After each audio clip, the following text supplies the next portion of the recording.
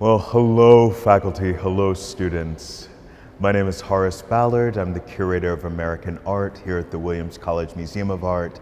And it is my pleasure in these uncertain and different and difficult times to welcome you to Landmarks. And I'm so delighted that you thought this show was worthy enough of your interest and your thought in this time.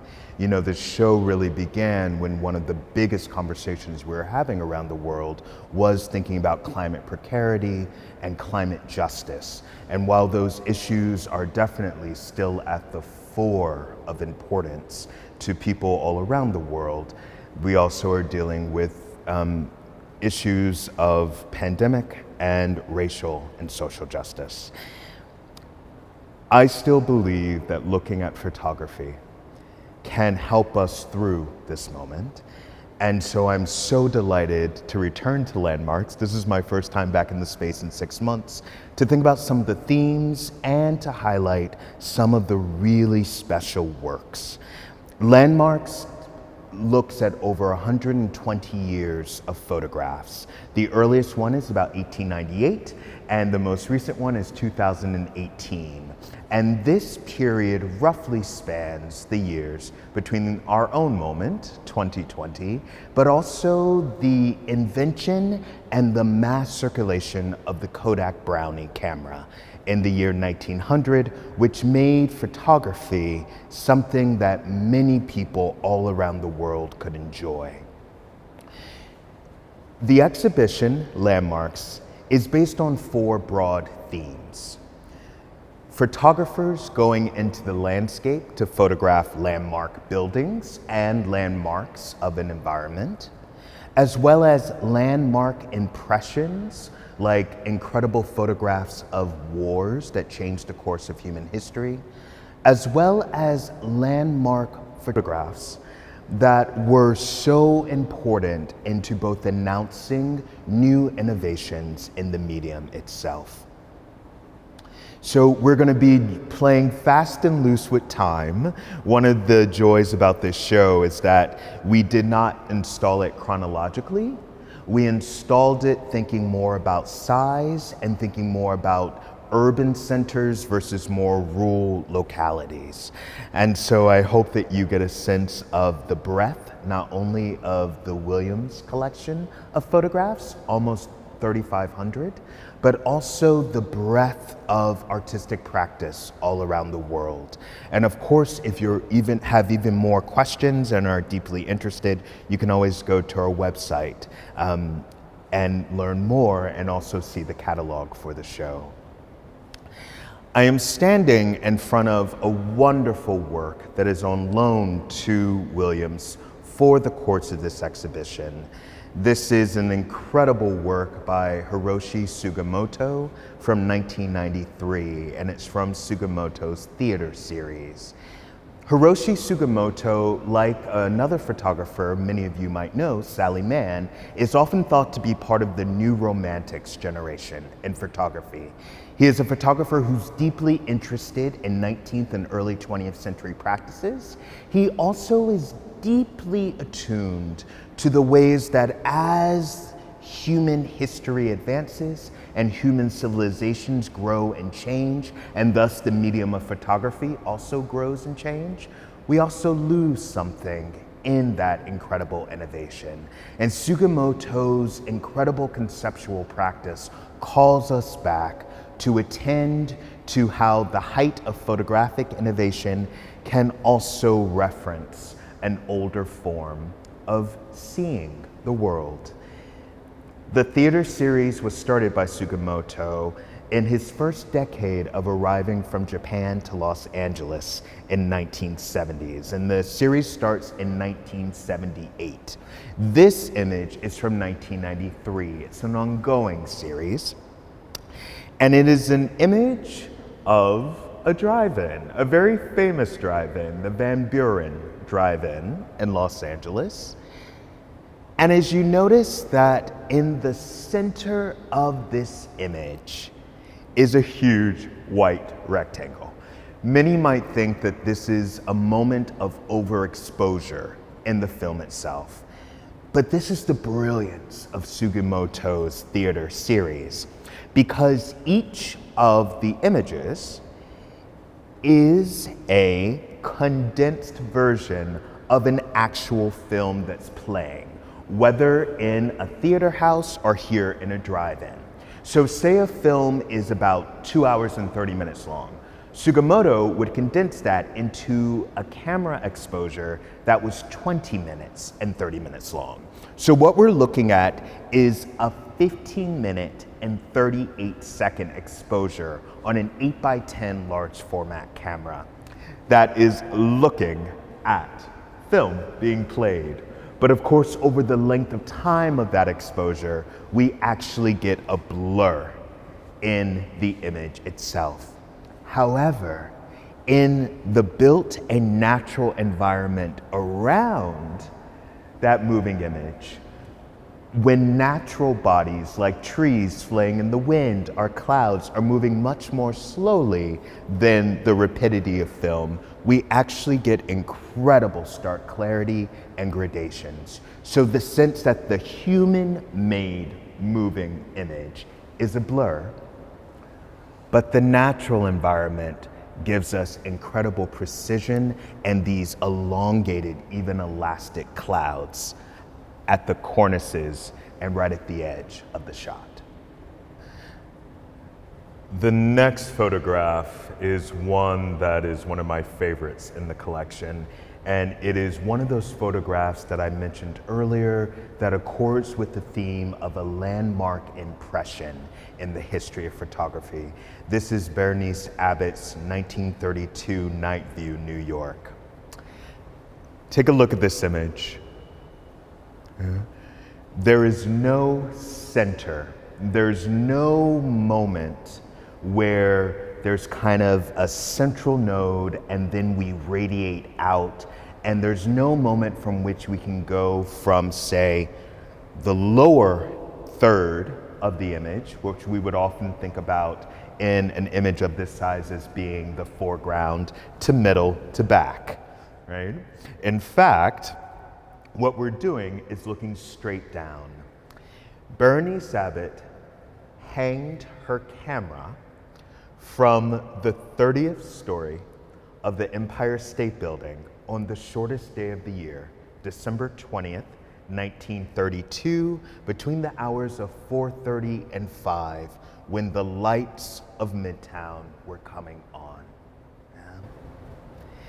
It is about anywhere from, we're not quite sure, but anywhere from about a 25 to a 28-minute exposure on a Graflex. Graflex is a camera that you would have held about here and looked down and take the picture this way, and it comes in a natural little case. And so she's hanging the case off one of the gargoyles just to look at the city, and then precariously going later to retrieve it.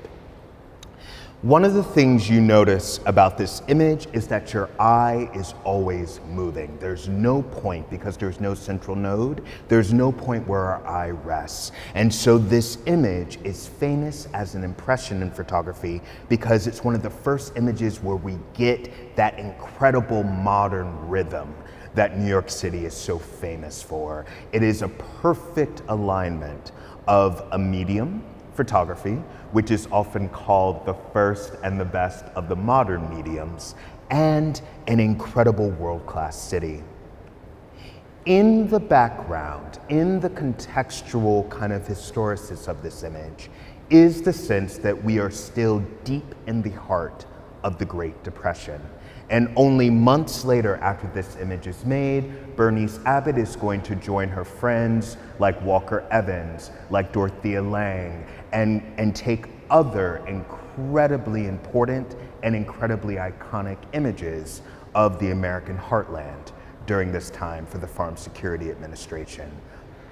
But to think that we still now, even in the 1930s, almost 100 years ago, we have two great iconic images in kind of the civic imagination of the United States through photography. We have The Migrant Mother by Walker Evans, and we have Berenice Abbott's Night View of New York. Abbott worked for Man Ray, in Paris. And while she was Man Ray's studio assistant, she became not only adept at photography, but also deeply attuned, similar to Sugimoto, of the ways that the photograph, through a long exposure, can capture light. Next, we come to Winter Sunrise by Ansel Adams. This print was made in the winter of 1944. In 1943 and 1944, Ansel Adams was traveling around Yosemite National Park and was working for the Department of the Interior to take beautiful images of the natural environments, particularly lands that had just come under public domain through the federal government, or lands that lobbyists wanted to come under the federal project. And so they had to rise to what the Department of the Interior called a standard of beauty and perseverance for all Americans. And so, after 4 days of being in and around Yosemite, and please remember, this is 1943, 1944, where Ansel Adams is out there. There are also Japanese internment and relocation camps, one in particular called Mazinar, which Adams took many photographs of. So as he's coming back over from Mazinar, driving southeast, he comes upon a valley at sunrise. The story of this photograph, like the story of so many of Ansel Adams's photographs, is one of frisson, hecticness, and incredible grace. We have to remember that he's shooting with a large format, an 8x10 camera, and it is glass plates. So he exposes it for 15 seconds and he can already tell he hates it. And then if you notice right here, there is a horse that kept roving and moving. And so even though the mountain was perfect, and even though this ridge, which we'll talk about in a second, were perfect, this horse created a blur right amongst this white patch that he already knew that back in the darkroom he wanted to fully expose. So he made 3 glass plates exposed from a period of 15 to 45 seconds each, hated each one. And then, per his own words, finally the horse locked into place right where he wanted it to, and he knew he had 20 seconds to make the image, right? So it is a large format, 8x10 camera again, and instead of on the platform, which he usually used, in order to get the ratio here that he wanted, what we think about as a more traditional image of the environment, a sfasado or a sfumato, as Leonardo da Vinci called it, in which we have gradations of color that smudge. That's what that word means, between light and dark as we go both up vertically and as we go back into the background, as we move from mid to back, right? Just look at this incredibly keyed out area, right? The dark ridge of light coming over equally high peaks behind him, and the sun just breaking here. This is a work that is equally made in the 30 seconds of the plate's exposure and made in hours in the darkroom. One of the myths about this photograph is true.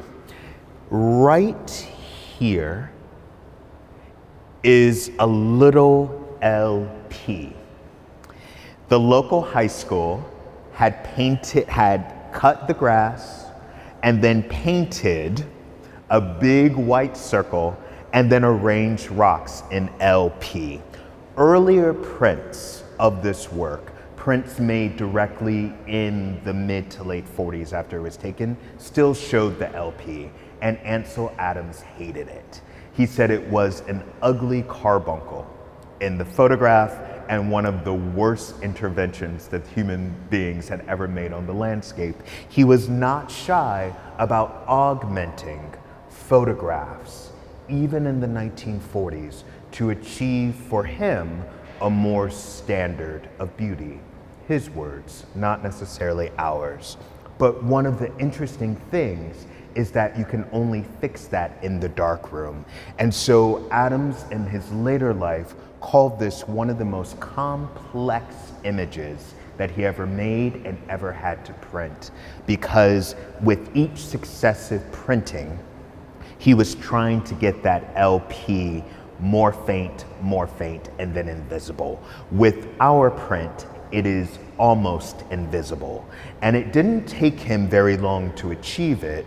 This print was probably made in about 1951, came into our collection in 1960, right?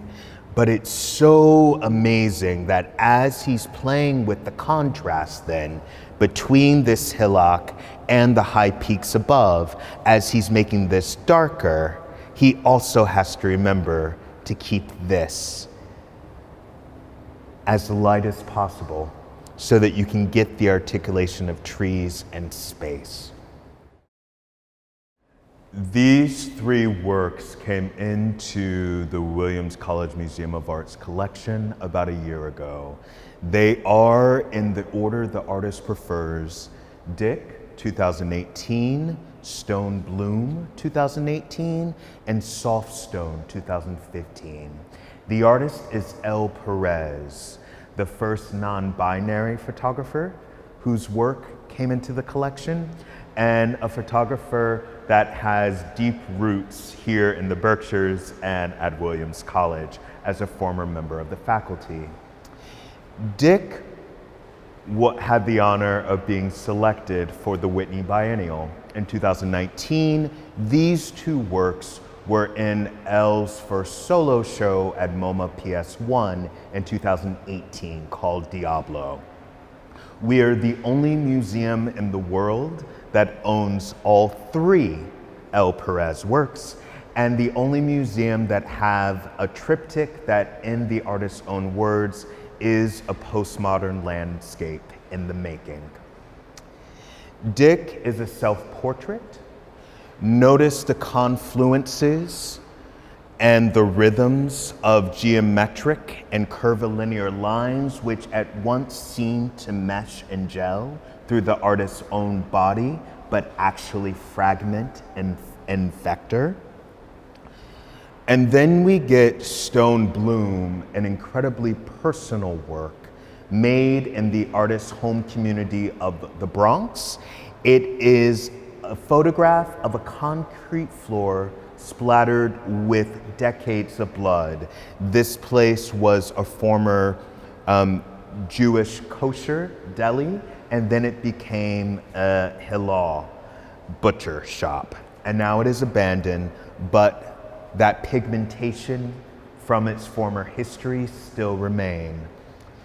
And then Soft Stone, a work made in 2015 that Elle Pérez confided when they first made the work, didn't quite know what they were doing on the roll, mostly checking light, mostly checking balance. However, this moment in Central Park, looking at wood that had become petrified as stone, and you can see in these incredible curvilinear scars and water lines how wood and stone and water and leaves create this crevice that has an anthropomorphic field, as if we're looking at the lower torso of the human figure.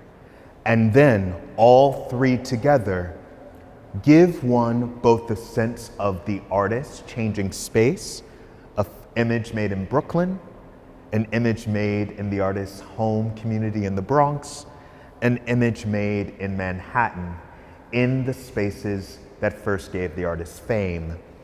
We're looking at Elle's mapping of the city of New York and the way that the visceral impingement of the city on the body and the life of the mind work together and in concert.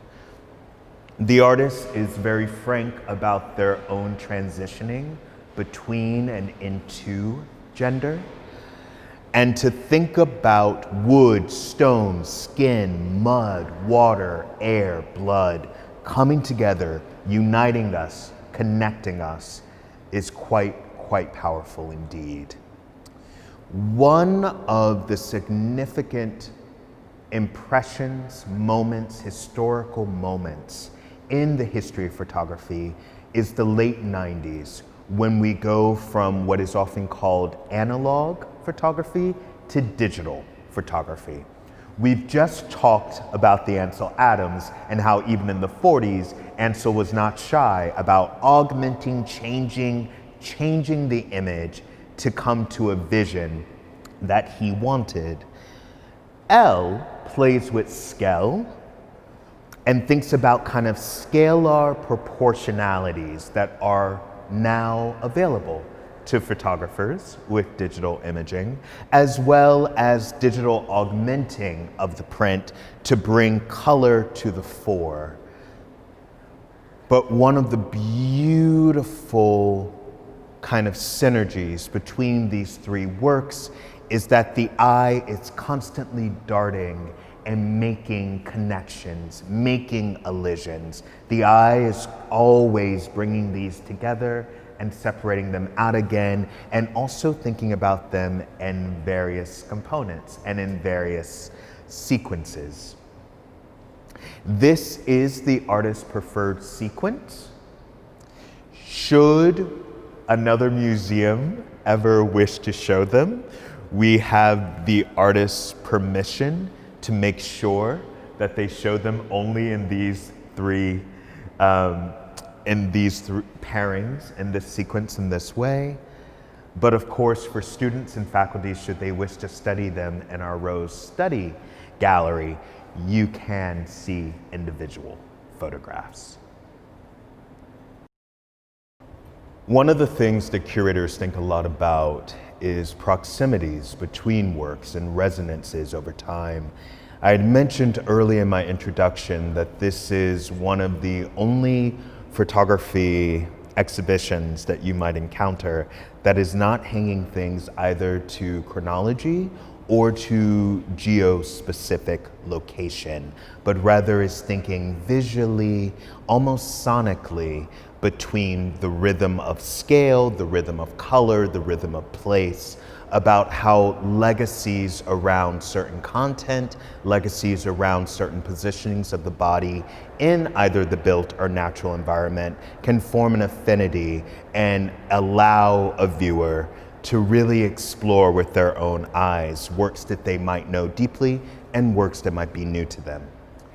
I just wanted to quickly point out that the works we just talked about by Elle Pérez are hung in kind of a little secret garden of sorts in my mind between these incredible Anna Mendietas, 2 of the 6 Anna Mendietas in our collection, this really lovely work by Edward Weston, a work by Ache, and on the other side of Softstone by Elle Pérez, this wonderful Robert Adams work, thinking about the scarification of land through a grain elevator. These series of works not only think about human imposition in the landscape and the relationship between human fluids and human skin and land mass, earth, loom, water, mud, sky, but also thinking about scarring and the impact of natural forces. And I just wanted to raise that because one of the great themes in Elle Pérez's work is thinking about the natural intake of chemical substances, in this case hormones, that we all have within us, but when those hormones are escalated, they have an impact on the ways that we present gender. And in thinking about the ways that natural forces like water, like a footprint and then a fingerprint and water, like the collection of grain harvesting, naturally scar and change a landscape over seasons, over decades, over time. All of these artists, even Ache, in thinking about a changing Paris going from the 19th to the 20th century, are all enmeshed in this broader conversation about human imposition on the built and the natural world. Landmarks is divided between two galleries, the larger 54 gallery at the top of the stairs in Lawrence Hall, and that gallery was really invested in thinking about the digital turn versus analog photography and representation of bodies and landscape. It was also a gallery that was really invested in the big stories and the histories of these incredible historic images in the history of photography.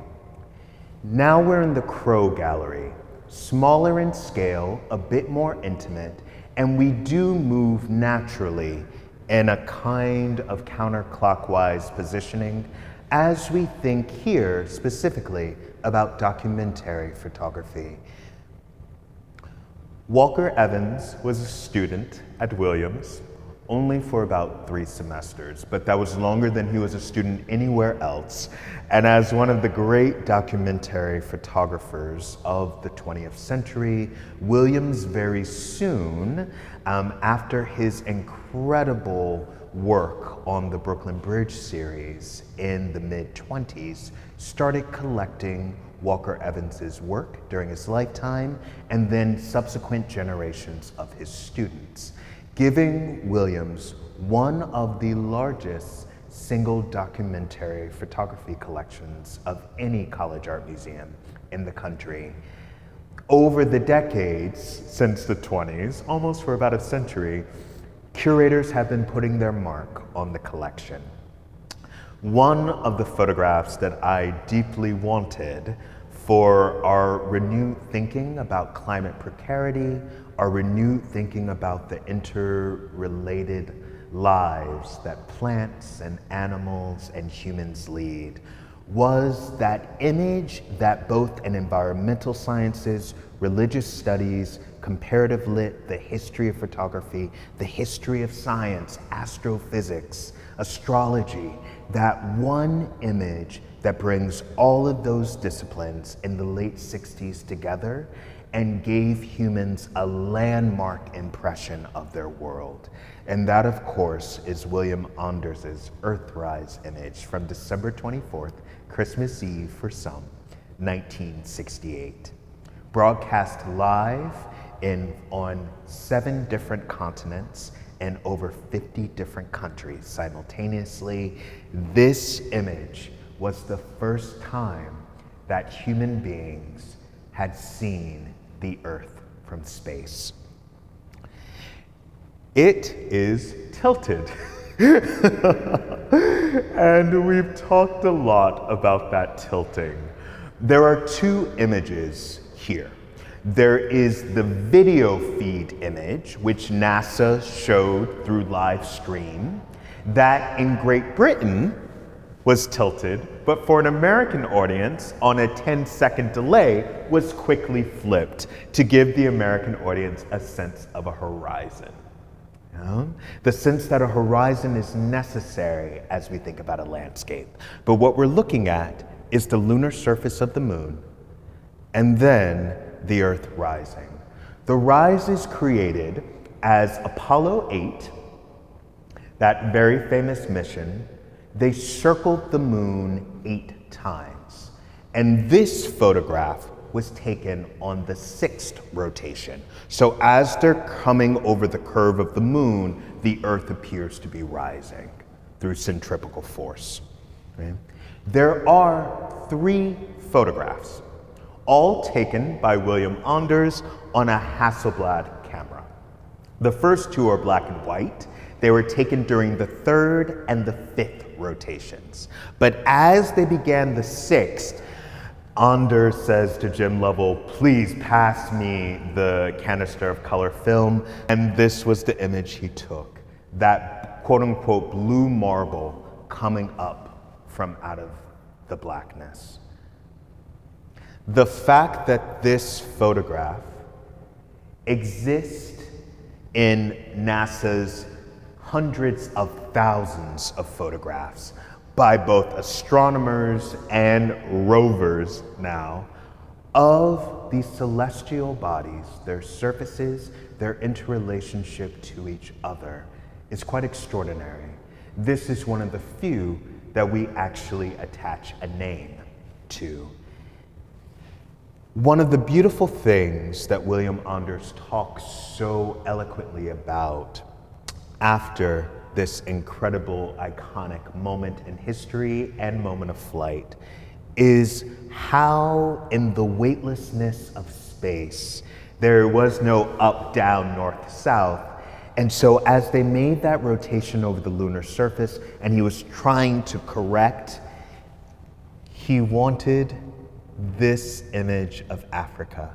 It was Africa that was able to pinpoint him into what degrees of latitude and longitude they were looking and approaching the Earth. So this is Africa here, which means Europe would be back here in the dark, which means that it was day.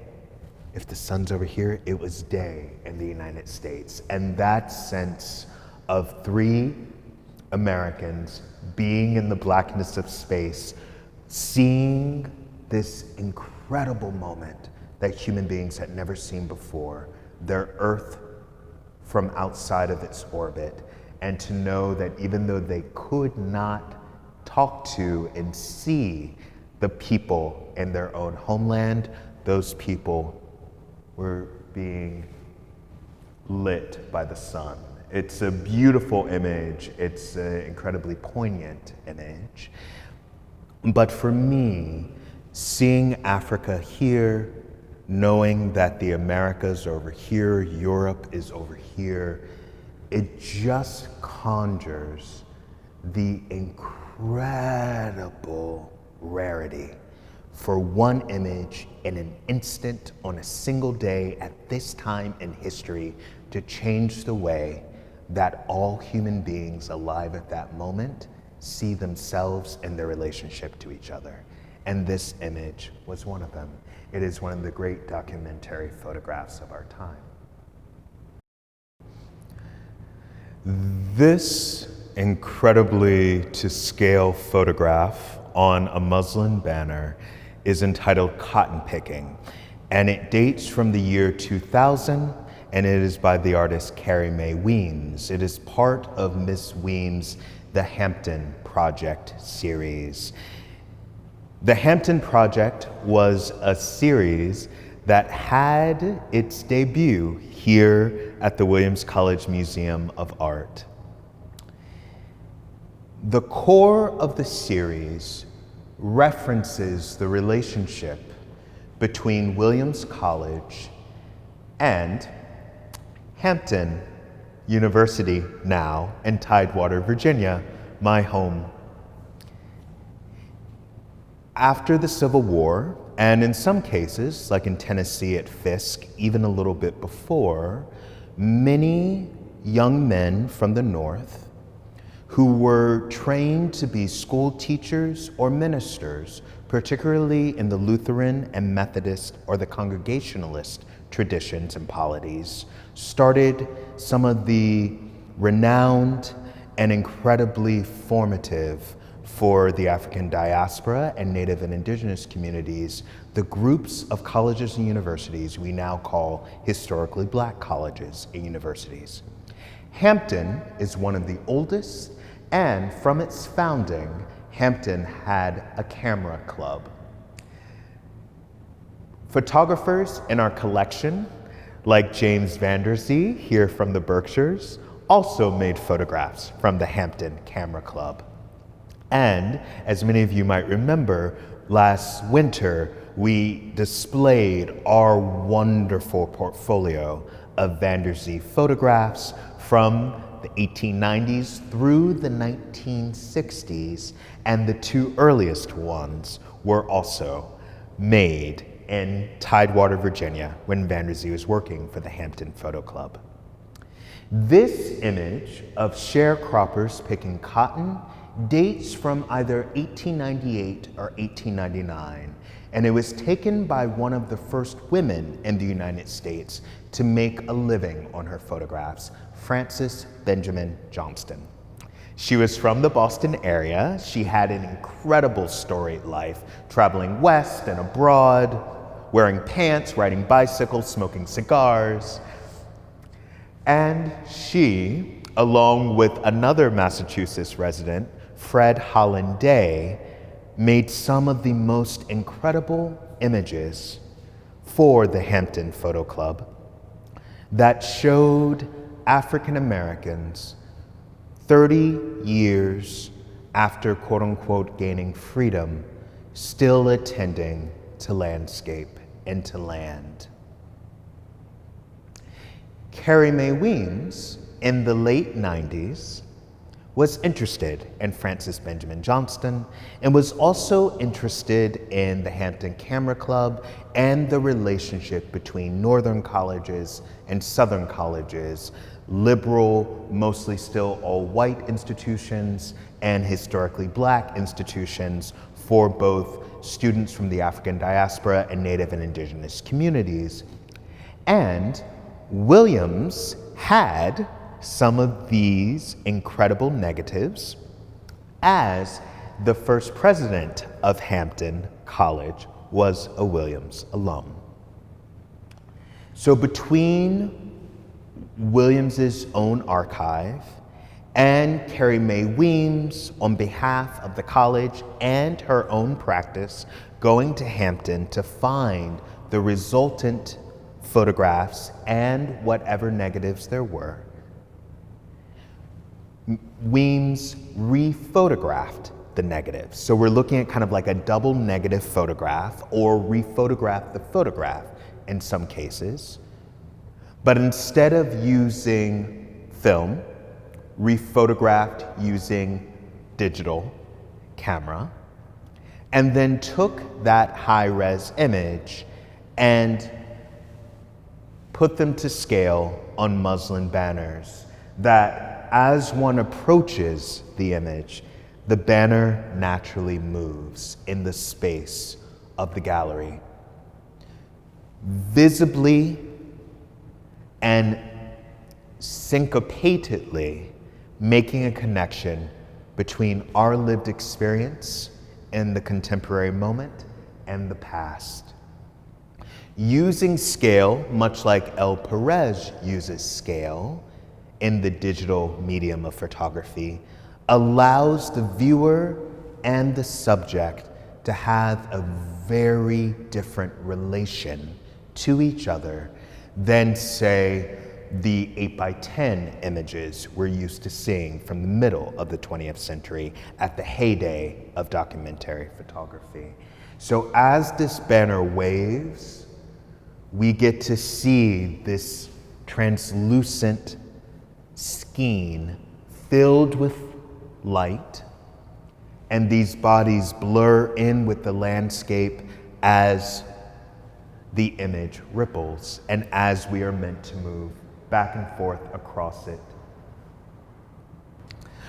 One of the beauties of this series, for me as a curator, is it helps me think across time.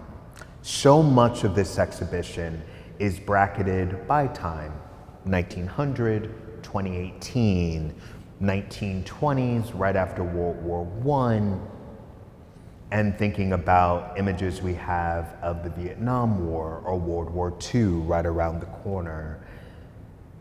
That ability of the photograph in its relatively brief modern history, though people have been making apertures and camera obscuras and camera blancas since the Middle Ages, if not before. But one of the beauties of modern photography is that the actual image itself, the image as object, tells you so much about the moment of its making but the photograph is always meant to be seen in a future moment. And the moment of its making is always meant to be looked back on. And so many contemporary photographers are really engaging and interrogating that diachronic relationship between the now and the past, between the gallery and out in plain air making the image. And Carrie Mae Weems executes her examinations brilliantly in this transference of digital image of a late 19th century moment to scale in a way that only the contemporary moment could allow for. It's quite extraordinary, it's quite exciting, and that is why, for all of those reasons, it is in the center of this gallery as a kind of landmark in its own right of the center of the exhibition. About 10 years ago, the artist Pieter Hugo was in touch with then curator of the collections, Katie Price, about the possibility of doing a show. And he wanted to do a show of the approximately 110 photographs in his now famous series entitled Kin, Photographs of a Post-Apartheid South Africa. WICMA ended up not doing the show, but Hugo enjoyed his experience working with Price and getting to learn about the special relationship between the museum and the curriculum that he allowed WICMA to keep the 98 color test prints that had been sent by the gallery as they were in the beginning stages of talking about whether an exhibition could even be possible. These test prints have been used in Object Lab, but never before used for exhibition until last year when and I'll be honest, much quicker than I anticipated, reply email from both the artist and the gallery said that they knew that the test prints were here and they would be delighted for them to be used by Williams students in perpetuity and for internal use in exhibitions from our collections. In Landmarks, I've decided to display 3 of the images, and the one that I specifically wanted to touch upon as we think about documentary photography and as we think about relationship between bodies and land is this image here called Greenpoint Common, taken in 2008 within a multi-year series that spanned from the moment that Pieter Hugo had his own children in 2006 until 2013. I have never been, unfortunately, to South Africa, but for those who have and have spent some time in Cape Town, Greenpoint Common would not surprise me if it is familiar to you.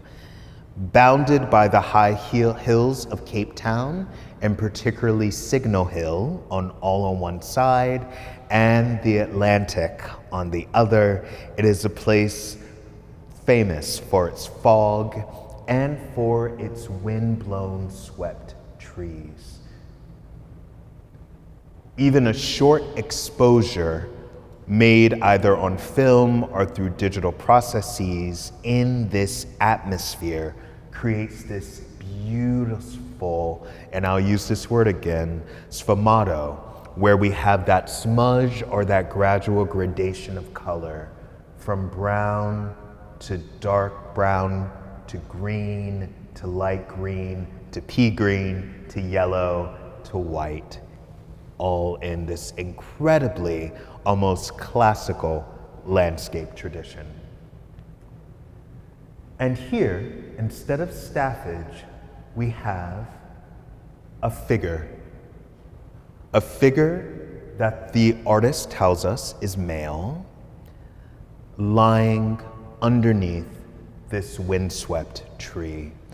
For Hugo, this windswept tree is an embodiment of his beloved country, South Africa itself, A place, even in Hugo's words, 2 decades out of apartheid, is growing up, but is not growing straight, is growing out, is growing swept by the winds of change, still has not charted its own course. The ambiguities of this image. Is this posed, say like Timothy O'Sullivan or Matthew Brady's photographs of the Civil War, where we have a body under trees or stone embankments in a landscape? So is this staged and posed? Is this theatrical? Or is this documentary? Is this figure homeless or taking a nap? Or both? Or neither? These are questions that the photograph itself cannot give.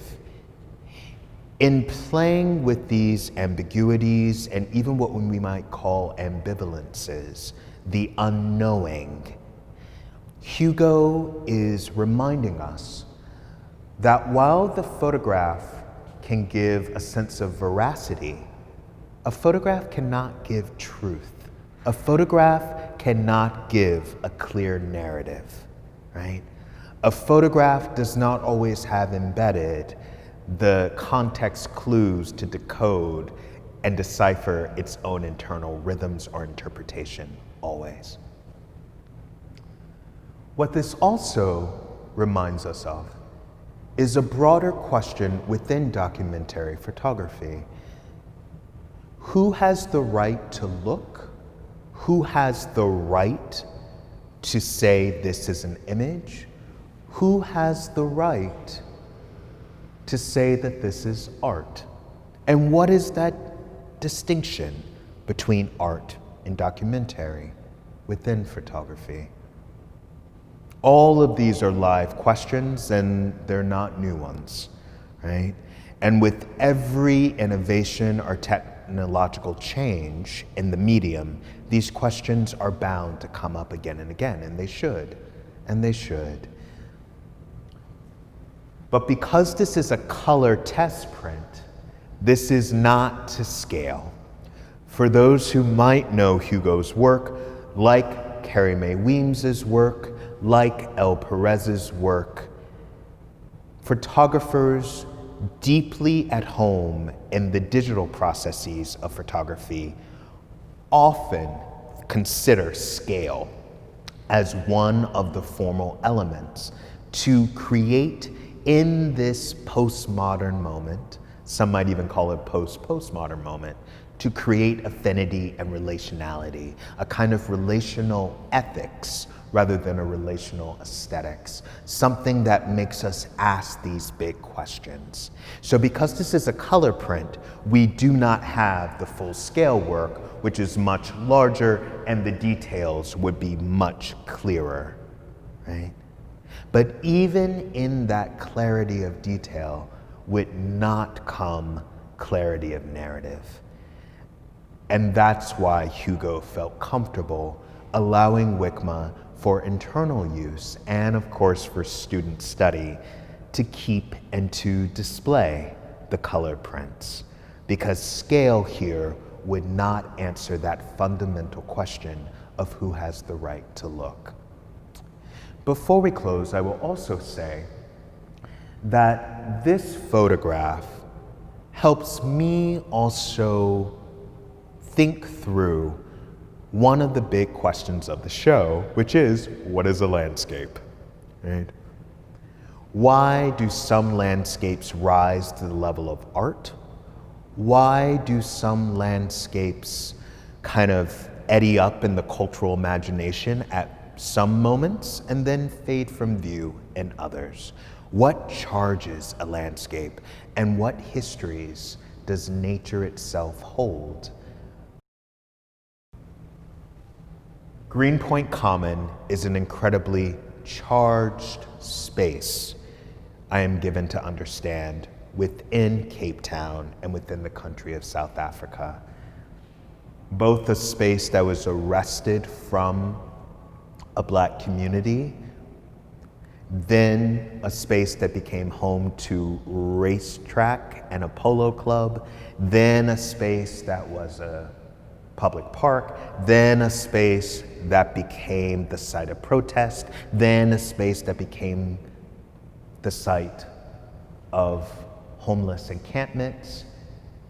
It is a space that has been so storied and iconic to the history of South Africa that it both belongs to everyone and, in Hugo's words, is also a no man's land. Right?